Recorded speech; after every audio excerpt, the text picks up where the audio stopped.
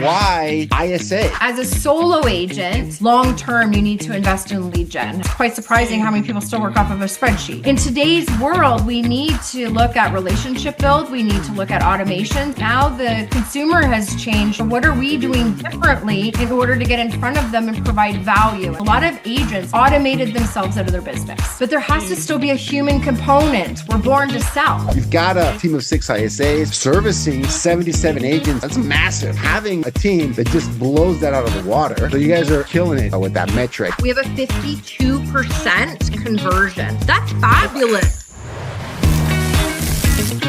All right, folks, we are back, and I've got a great one here for you today. We've got Alysha McLean from lovely Ontario in Canada. For people that might not remember, we work in Canada as well. Canada is, a huge market. We work in Toronto, Calgary, Vancouver, the biggest markets in Canada. So she's coming to us, from a big team over in Canada and talking about her story, right? How she's kind of built an ISA team over there and the kind of impact they've had. So Alysha, welcome so much. Really appreciate you making the time. I know you guys run a pretty tight ship, so love that you're here, kind of telling your story. But let's give people a little bit of background, though. I always want to give context to these conversations. Sometimes we're talking to brand new agents, first year in the business, making an impact, and sometimes we're talking to larger organizations, right? So let's give people a little bit of background on yourself and your role on this team. Go for it. Awesome. Well, thank you so much for having me first and foremost. And also thank you for the impact that you guys have already had on our business. So I'll just start out with that. So I'm Alysha McLean. I'm a second generation realtor. So I've seen it all for many, many, many years. And on top of that, I am a licensed agent. I've ran a team. I've owned a team. I've kind of sat at every different seat in it, as far as from a solo agent all the way up. I'm also a high performance mindset coach. So I coach agents on really understanding the whole process, starting from the lead, coming into our database all the way through to execution, and then follow up long-term for residual income after that. And one of the biggest changes was about almost 2 years ago. I came in at the brokerage level and said, you know what, we got to mix this up a little bit. We've got some cool opportunity. How can we work at a brokerage level and provide a team type environment? So what we've done is created a hybrid type of model, and it's something that is really kind of forward thinking, but also something that has been able to serve all of our agents, from that solo just licensed to somebody who is optimizing their lead gen as a whole and as a pillar. So I love kind of what we're building and where we're going, and that's kind of how we've all come to be as we add in each piece of the puzzle. So I'm excited on what we've built and where we're going to it. I love it. I love it.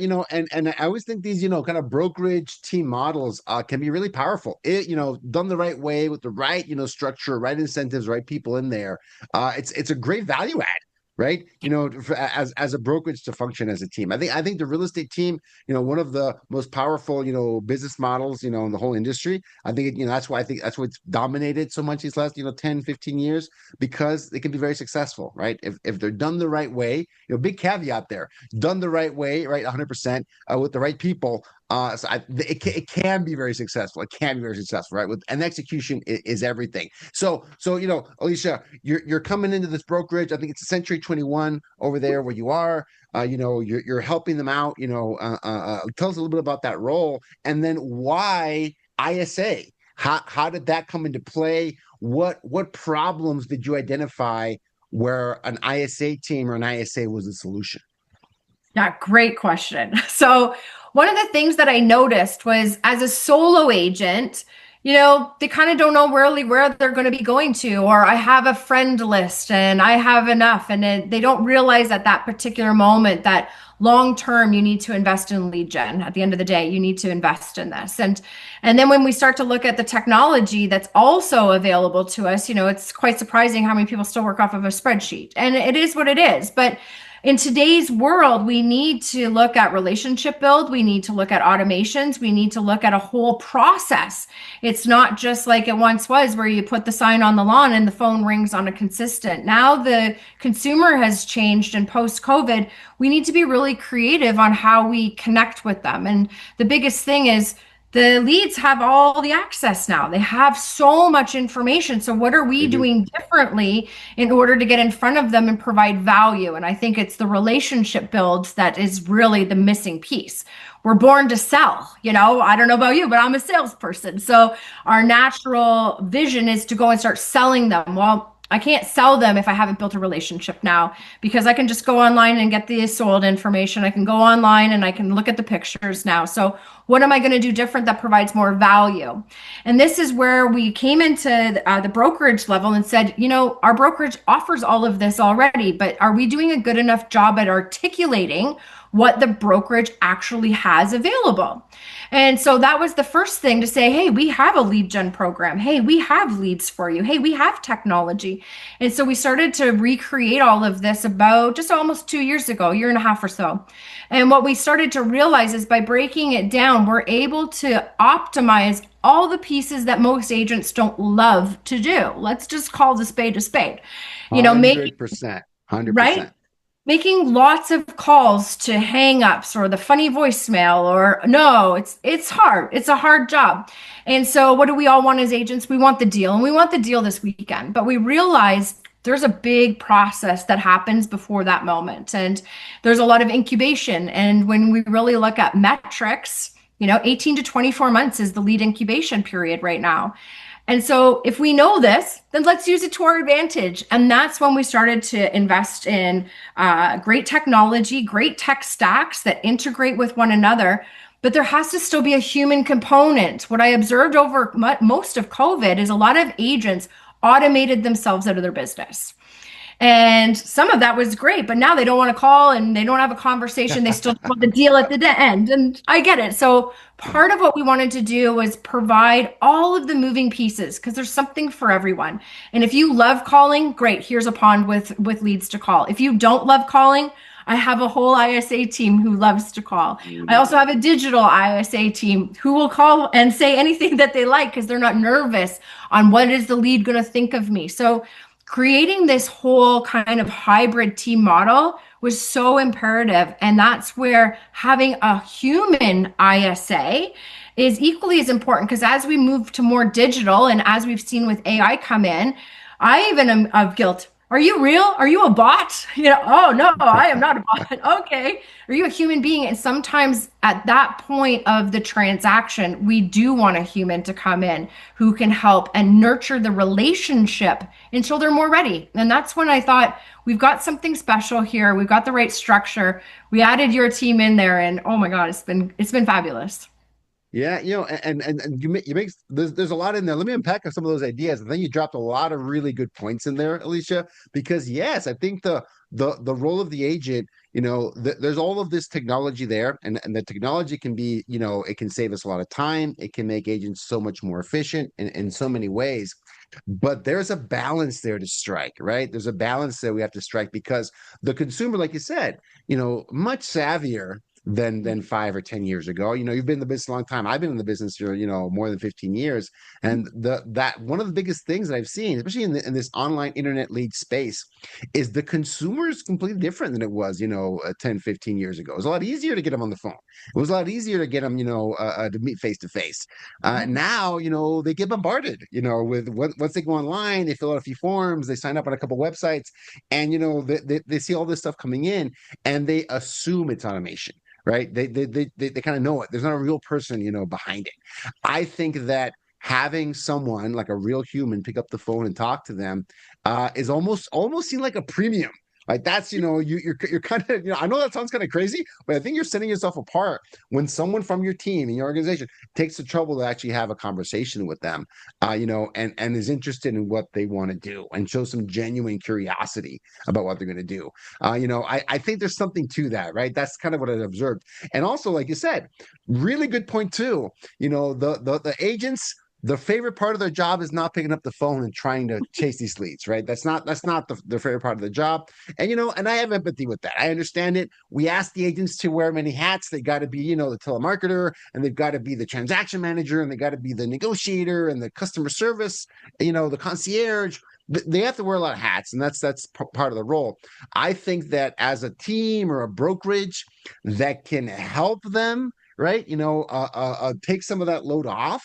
I think it's tremendous value, right? Can be a tremendous value because that is not the part that the agents, love doing. Agents, in my experience, agents are great dealing with people. Like Yeah. they're usually getting the business because they're people, right? They get them in front of someone and they can have a conversation and they can get some really good value out of that. It's the process to that conversation that really can trip people up. So it sounds like you guys recognize that. And instead of complaining about it, which is what a lot of leadership does, let's be honest, right? A lot of leadership, like, oh, my agents, oh my God, you decided to kind of like lean in and go, okay, we have a solution to that, right? We have this tool set. We've got an ISA team, real human ISA team that's going to help you make some of these calls. And what does that look like for you guys? Lead comes in, or the ISAs are hunting in the pond. How do they fit into your process? And does it end once they hand off over to the agent, or do they continue to be involved there? Yeah, this is great. Okay, lean in. This is some good stuff. So, first, let me just call out we have 6 human ISAs, 3 digital. So, I think that that's really important too. And one of the first things that I noticed was when we first started, I was like, why are we all running the same? So, what I actually do is as the lead comes in, my digital ISA is what scrapes them first. So, I'm using our digital ISA as my ISA's ISA.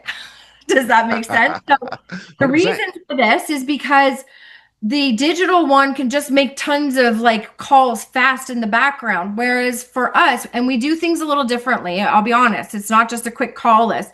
We like to make sure that we're also satisfying the lead as we go. So it's a lead visual. So as the human ISA team is then vetting, they'll vet from a variety, from a brand new lead that's come in to older ponds that we've already kind of segmented out so that we can say, oh, in this one, this was a longer term nurture. So who on our ISA team is just really good at making relationships? Sound familiar? Oh, hey, buddy, how's it going? Long time no chat. So we can assign different human ISAs to different ponds based on different lead activity, lead preference. And then we can match that with the right ISA. So we've got a couple that are just, super bubbly and all the rest. And that's really great on that first lead. But somebody who's maybe been there for a little while, it's somebody turning down the energy just a little bit. And it's more of this way. So we're able to optimize our technology and amplify the humanness of it so that we're always scraping off and always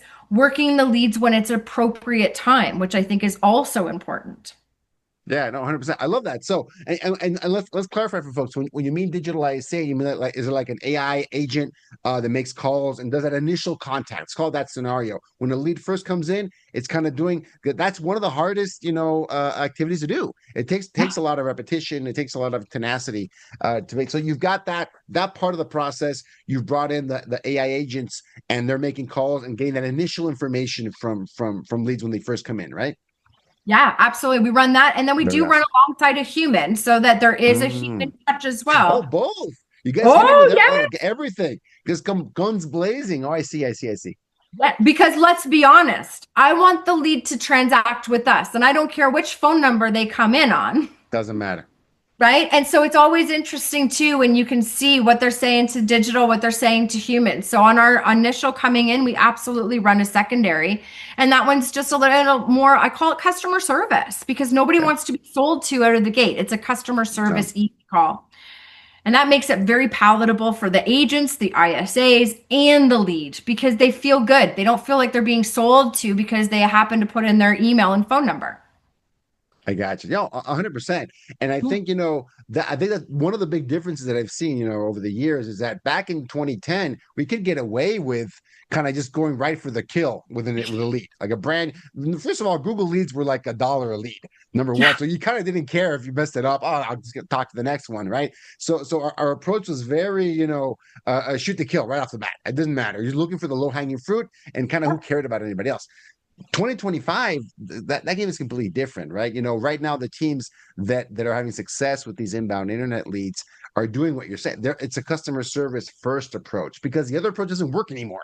Like Yeah. you're gonna burn through so many of these leads, and yes, you might get a few low hanging fruit here and there, but the long term ROI, the long term return is going to be on your ability to nurture them and keep them engaged, because the easiest thing to do in this age of all this technology is just hang up the phone and block your number. Like that's the easiest thing to do ever, right? And they're getting all these different calls, and some of these agents, even though it's 2025, have the same approach. They just want to book close for the appointment. Hey, what do you want to go look at properties? Are you pre-approved? Are you ready to go? In a way, I always tell people, I describe it this way: you're disqualifying people instead of qualifying people. You're finding reasons for them not to talk to you. Are you pre-approved? How many bedrooms and bathrooms do you want? Right? And if they can't answer those questions, you're kind of signaling to them they're not ready to work with you, right? Yeah. That they're not useful to you in that moment. Instead of what you described, the customer service approach. How can I help you where you are right now?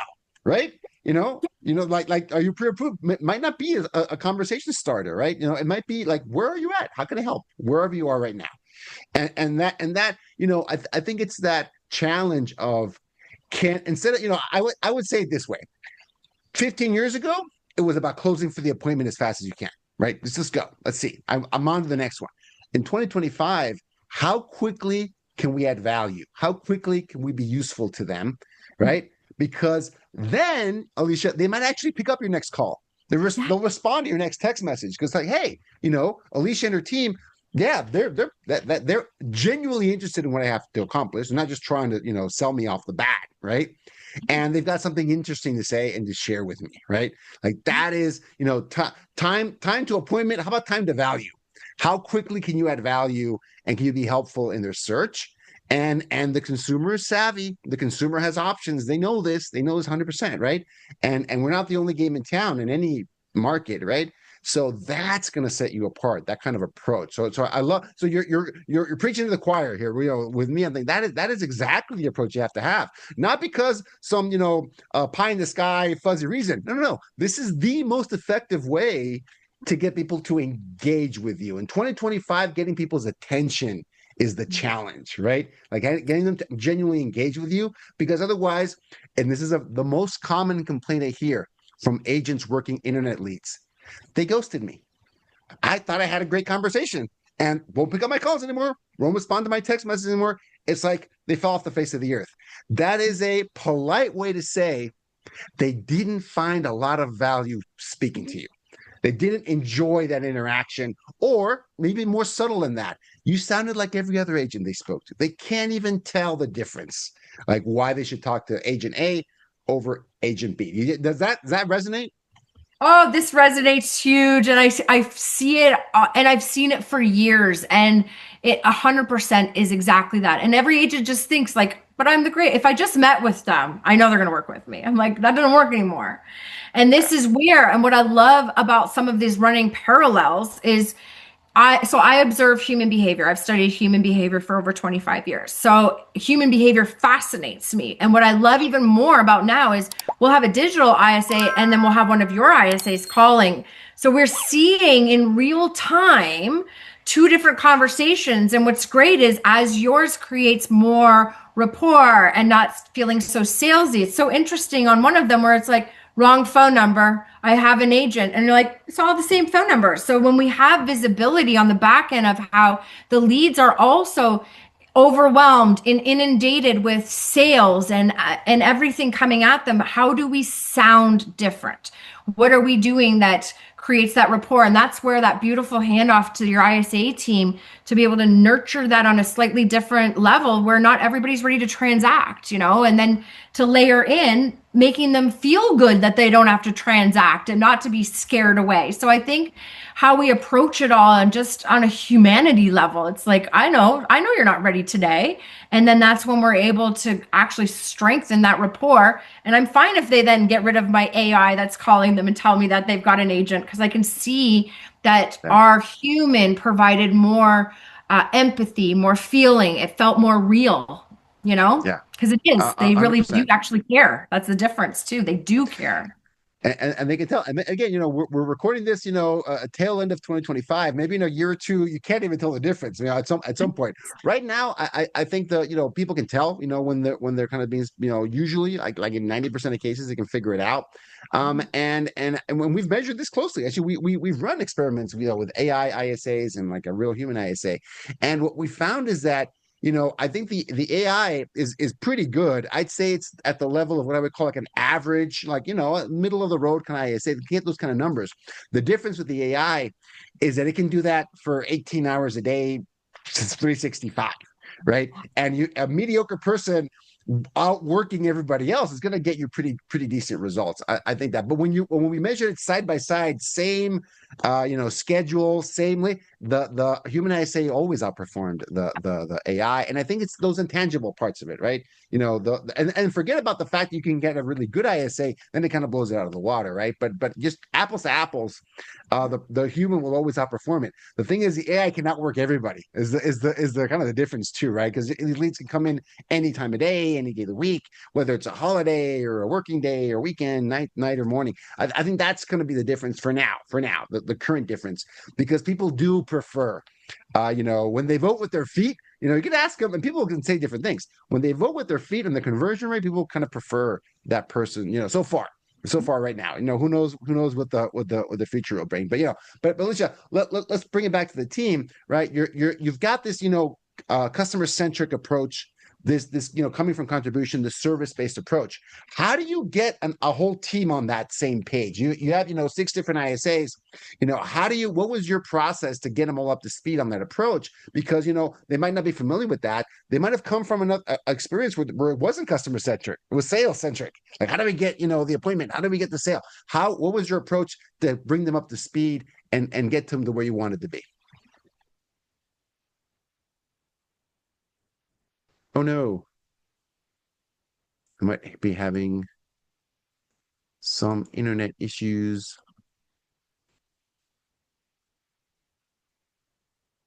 Let's see. Hello. Kind of lost you there, Alysha. Hello. Oh no.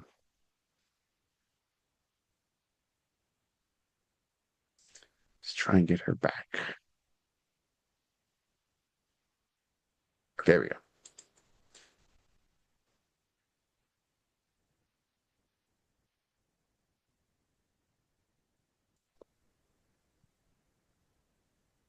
Oh, there you are. I'm so sorry. We're in the middle of we're in the middle of a thunderstorm. Oh no. Okay. Yikes.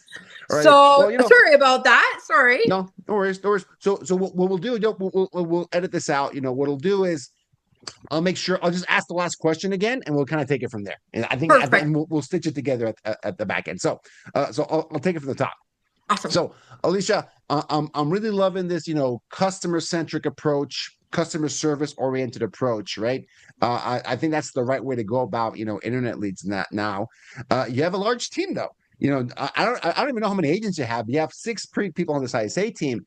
What was your process to get them all on board with that approach, right? And make sure everyone's on the same page, and you're seeing this you're seeing these outcomes, customer centric outcomes. Was it was it training everyone? Was it like role play? Was it what? How do you make sure that the team is on board with this approach? Because they might love this approach. They might come from a very different approach. They're coming from a sales-centric approach, from an appointment-setting approach, right? How do you make sure your team is on the same page to make sure that your inbound leads get that kind of consistent experience?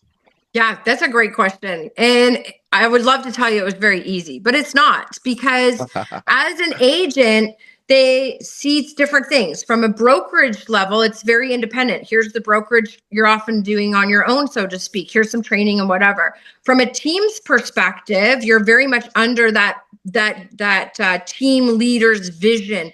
You need to show up here. If you don't do the things, you're off the team. So we knew that there needed to be something in the middle. And so this is where we came and wanted a hybrid approach. We also know that not everybody's going to get as passionate about lead gen as you and I would. So fair enough. We're a little anomalies. But I also knew that by articulating where the lead starts, that's where the money starts. And I'm a money kind of gal. So I like to see, where does the money start and how do we get it to over the finish line? And we also knew that not every agent's going to want to do all the stuff. And so because not every agent wants to do all this stuff, we wanted to provide kind of a la carte kind of services. Like, We'll make the calls Mm, for you. We'll serve this up. We've got technology. And by doing that, it created a buy-in where they knew that they could get leads, they could get training, they could get vetted leads. And we wanted to bridge that because most agents have a lead gen problem. And so they don't know where to source them. And then once they get them, they don't know how to process them. So we said, what if we did all that for you? And literally was able to serve up the lead back to the agent that's already been processed. And so by doing that, we kind of figured out the back end. And now we've got 77 agents inside our program, inside our follow-up boss. So it's really important to have a strong CRM that shows the transparency and how we work together as a team, as one big unit, because the agents are going to get out in the field, and then what's going to happen? I forgot to call back this person. So having a transparent system where they can see the value of having the team help them. So now our ISA team can follow back up. You've got a great appointment with this lead today. And so now we've got transparency, and now that motivates the agent, because having a little bit of a behind the scenes look is mind blowing. They're like, what? I didn't know you could see all this stuff, because you don't see it behind the scenes until you're at this level of lead gen. So it's been really kind of interesting on the value add and how they get excited by technology. And then the best part is they didn't have to figure it out. They just got to come in and enjoy it, because that's always the piece. It's like they want all of the bells and whistles, not realizing it's not plug and play. Even if you got all these and you had all this stuff done, you still need to work it, set it up, modify it. So it's a plug and play that way.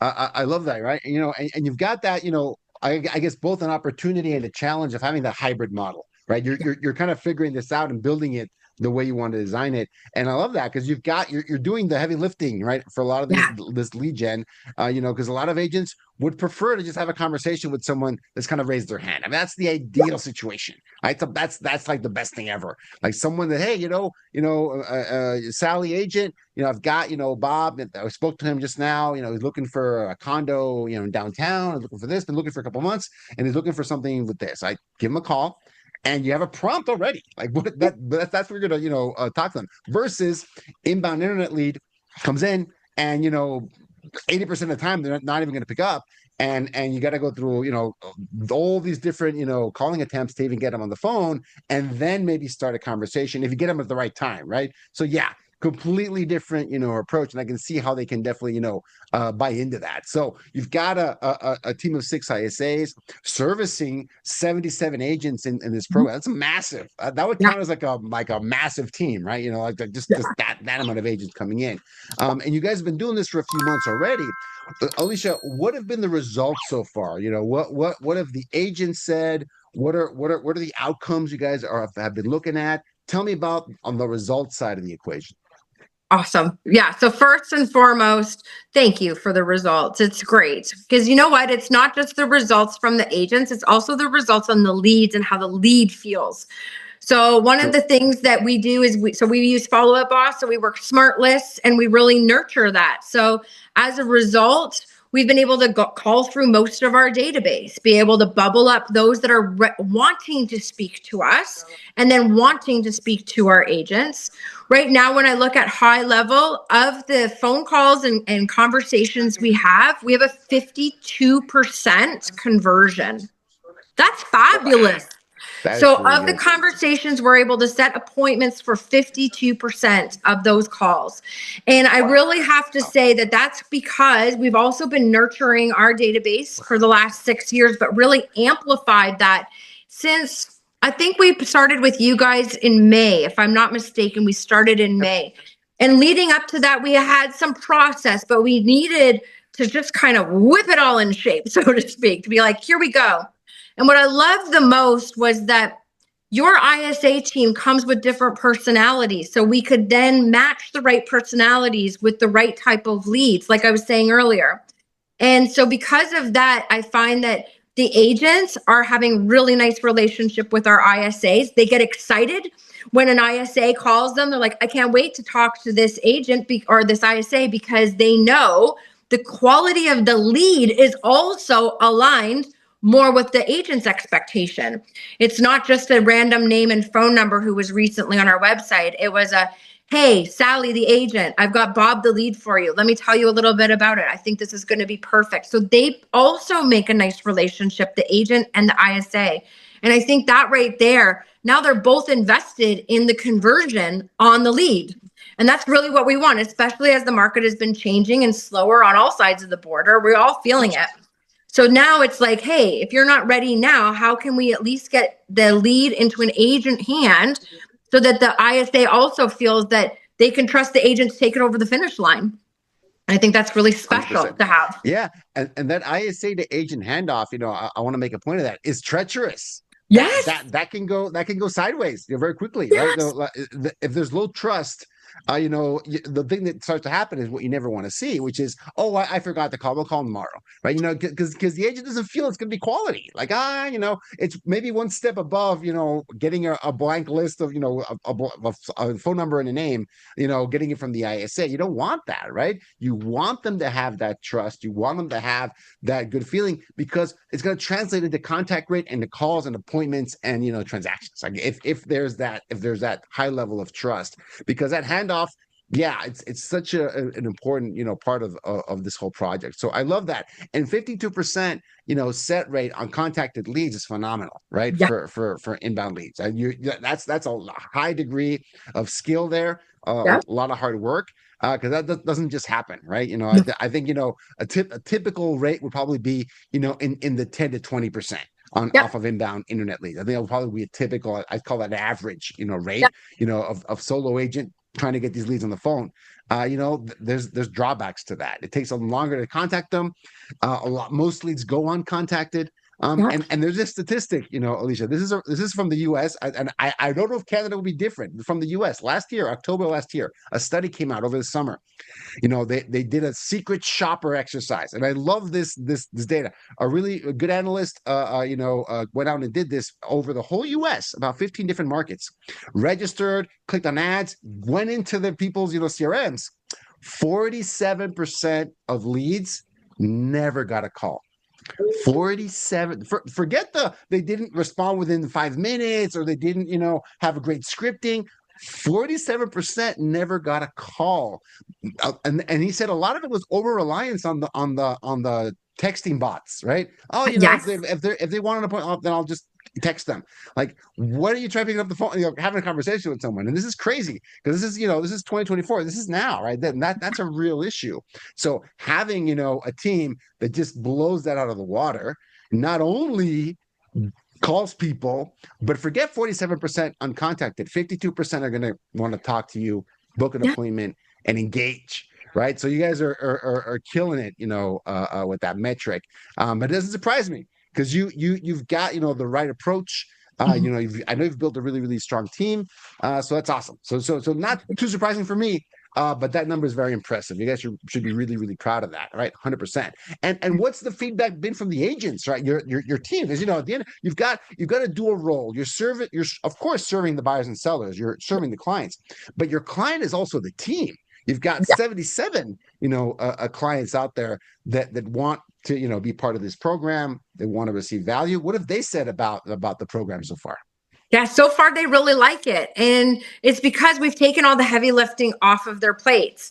One of the other things that being part of Follow Up Boss with Follow Up Boss phone numbers and whatnot, we can also hear back the recording. So I think that that's a really nice component too, that not only that the ISA has had a really good conversation, but that the agent can then listen to that conversation. And they're like, oh my gosh, I love it feels so natural that they now feel like a real team. Before, I think there was always disconnect. There's, behind the scenes, the ISA, the operations, and then the outside. And I think that by bringing in transparent technology, by bringing in and bridging the gaps between the two.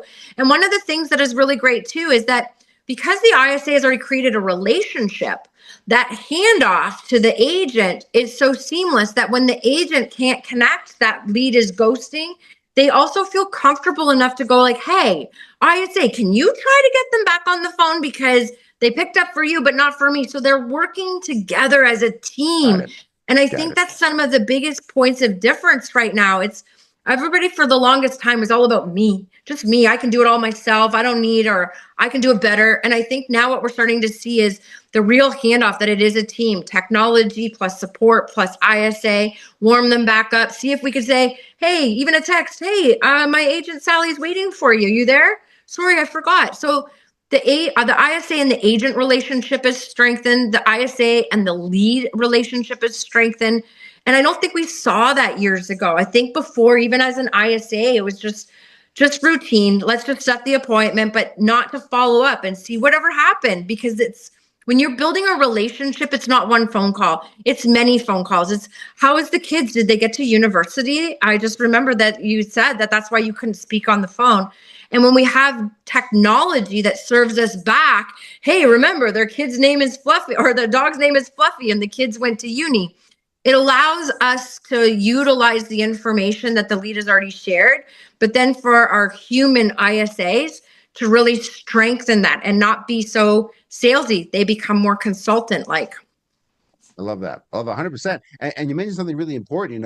If the agent's not able to get in touch with the lead, they have the confidence and say, hey, help me out, right? Help me out. Let's get this person back on the phone. Let's recontact them, because that feedback loop is so important. Sometimes people can overlook that. The ISA wants to know if they succeed or failed, right? If what they're doing is working, and if it doesn't work, they want to know, right? And when that lead, gets to meet with the agent, is going through the process, they want to know that too, because again, and people, always have different motivations. Everyone's different, but I find that people want to have, pride in their work, right? They want to feel like they're accomplishing something.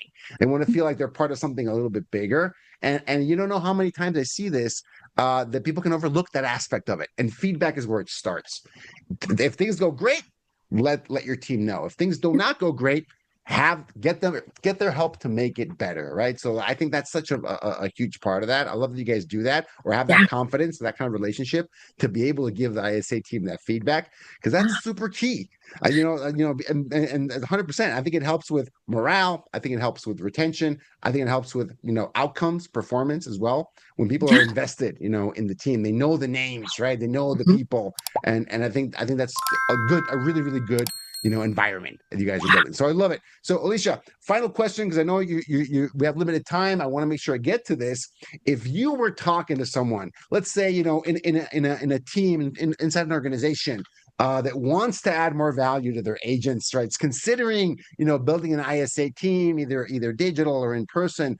What would you say to them? What would you recommend they do? You've been through this, over the last 4 or 5 months, with what you know now. What would you say to someone that's kind of on the fence on whether to build an ISA team or not? In full honesty, I would say, why haven't you done this already? And here's why. Because when we look at the amount of hours invested, and I look at everything from a cost per hour. So as an agent, what does my cost per hour run? And as you scale and as you get busier, when I have all the time in the world, I can make the calls. But as I get a client and another client and busier, what's the first thing that drops? The prospecting. And then 6 months from now, we're like, oh my gosh, I have no business. And I said, no, stop. You need to invest now, because that is your business. And I think that that's the piece that most people don't see. They all think the business is the deal at the end. I see it as the lead at the beginning, because without that lead coming in and somebody to be there, a human who enjoys what they do, that will nurture that is where your business starts. And so I think that you can get by on your own for so long. And then when you're really serious about being the CEO of your own real estate business, which even as a solo agent, we are. So let's put on our business person's hat and say, if I'm going to scale a business, what do I need to do? I need some tech, but I also need some help. And I think an ISA is one of the first things that, whether you're a solo agent or growing as a team, that ISA will take off hours of your day doing something that most agents don't enjoy.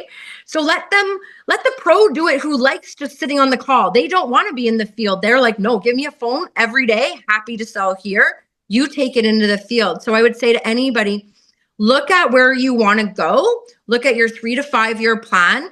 And if there's any scalability or any parts that you don't enjoy, look at leveraging those out. And an ISA team is probably the first person outside of an admin, because you need your admin, and then your next hire should be your ISA, so that they can take and nurture that and serving you up just whoever wants to speak to you. And I think that way too, the agent feels elevated and the ISA team feels appreciated.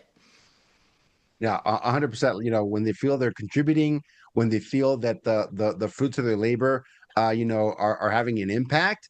It's that's probably one of the biggest complaints I see from a really high performing, hardworking ISAs, is that it's like like a black box. They're throwing these leads and appointments over the wall, and what happened? Who knows? Like they're not sure, and that eats at you at some point. Like that's like, you don't feel appreciated. You don't feel like you're part of something bigger. And I think the teams and the leaders that focus on that and recognize that, it might seem like a small detail, and it's not, right? It's not. I think everyone wants to have a job where they feel fulfilled. And Yes. if you don't think you're having any kind of an impact, you're a cog in a machine, fulfillment's not going to come. It's just that's not the right way. And I love you guys that even think about that and consider those things, because it's huge. I think it makes a big difference in every step of the process, right? The back end team, the ISA team, the people out, the agents out in the field, like the whole thing. And I think it comes through. It comes through. So, Alysha, appreciate you. Thank you so much for making the time, kind of sharing the story and what you guys have been able to build. It's a massive, organization you guys have that you're servicing, and a huge amount of leads. Oh, I forgot to ask, how many leads do you have in your follow-up, boss? That you've got such a large team calling. I love that fact. Yeah. So currently we're sitting just over 155,000. Wow. And adding every day. Every day we add more. I love it. Yeah. Massive opportunity there. Massive opportunity. And it totally makes sense that you've built this machine to work that set of leads. Massive amount. So I love it. Alysha, thanks so much. Appreciate you. Thank you so much, Gustavo. Have a fabulous day. Thanks for having me here today. I appreciate it.